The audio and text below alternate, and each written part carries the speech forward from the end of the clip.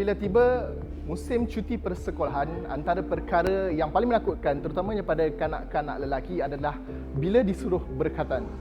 Dan kalau kita lihat sekarang ni, banyak video-video tular di media-media sosial yang menunjukkan aksi-aksi ataupun gelagat kanak-kanak ni ketika berkhatan. Berkhatan ataupun lebih dikenali sebagai bersunat, selain dituntut agama, ia juga adalah salah satu cara untuk kita menjaga kebersihan fizikal. Dan untuk mengetahui dengan lebih lanjut tentang perkara ini, bersama dengan saya dalam segmen Kesihatan.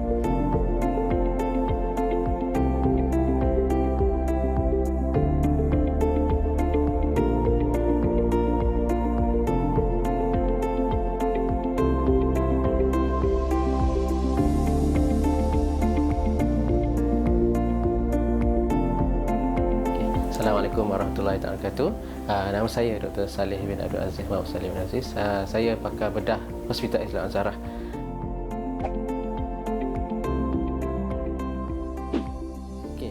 Pertama kali saya nak cerita sikit pasal berkhatan ni. Berkhatan ni adalah prosedur di mana kita potong sedikit kulit di bahagian kemaluan lelaki, hanya pada lelaki saja.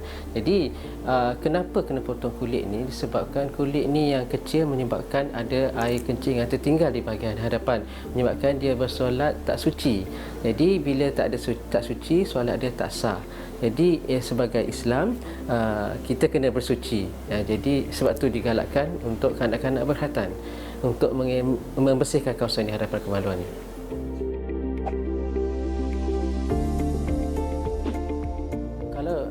Cerita pasal umur untuk berkhatan ni, kita ada dua aspek.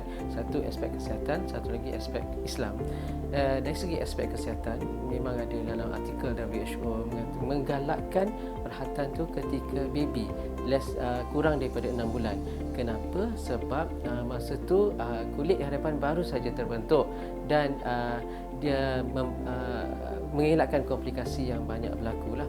Jadi memang digalakkan berkhatan ketika bayi.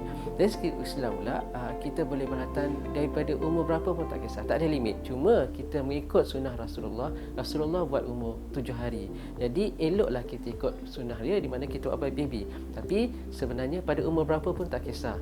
Cuma ada kajian yang dilakukan di Malaysia.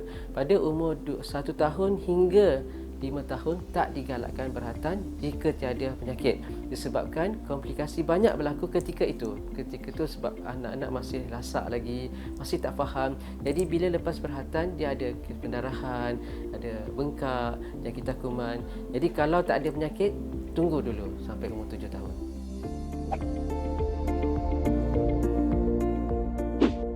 Kita tengok balik pada hukum berkhatan, khususnya mereka yang ada penyakit yang kecacatan kekal, Down syndrome, autism kan.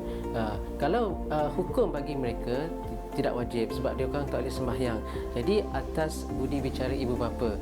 Tapi andai kata mereka boleh diajar sembahyang dan boleh bersuci, maka hukumnya sama macam orang kanak-kanak biasa. Okey, bagi kanak-kanak autism dan Down syndrome ni, dia orang tak boleh mengikut arahan. Kadang-kadang especially penyakit ADHD pun dia tak boleh mengikut arahan. Jadi amat sukar untuk lakukan prosedur berkhatan dengan kaedah bius setempat. Kita galakkan bius penuh supaya dia tenang dan komplikasi ketika prosedur itu kurang. Dan yang paling penting, kanak-kanak ni dia ada repetitive memory, memori yang berulang. Jadi dia trauma kepada mereka. Jadi bila kita buat prosedur mendatangkan trauma dan tak elok untuk dia. Jadi digalakkan untuk bius penuh untuk kanak-kanak yang seperti ini.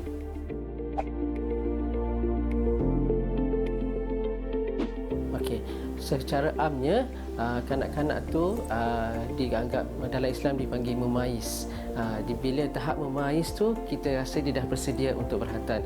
Tahap memais ni tak ikut umur. Ada yang umur 10 tahun pun belum memais, ada yang umur 6 tahun sudah memais. Jadi mak bapak je kenal. Bila anak dia dah kenal tahu erti bersih, erti tanggungjawab, erti nak solat, masa tu dia dah bersedia. Dari segi perubatan memang kita umur tak kisah, boleh.